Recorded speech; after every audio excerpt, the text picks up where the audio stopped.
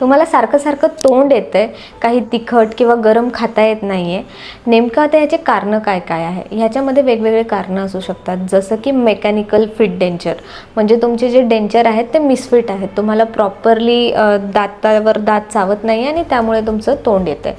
दुसरी गोष्ट विटॅमिन डिफिशियन्सीज आहेत, जसं की विटॅमिन B12 डिफिशियन्सी आहे, आयर्न डिफिशियन्सी किंवा फॉलिक ॲसिड डिफिशियन्सीज आहे किंवा अजून काही डिफिशियन्सीज असू शकतात.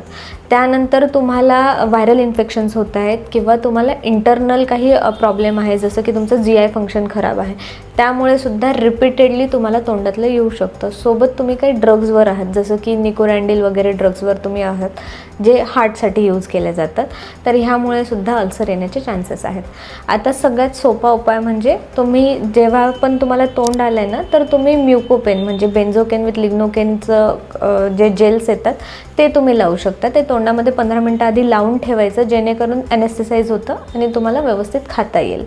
त्याच्यासोबत तुम्हाला न्यूट्रिशन डिफिशियन्सीज करेक्ट करावे लागतात. कधी कधी तुम्हाला स्टिरॉइडसुद्धा लागू शकतात.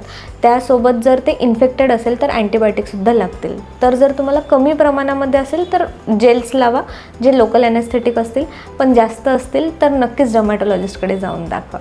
अशाच कंटेंटसाठी मला फॉलो करा, लाईक करा, शेअर करा. थँक्यू.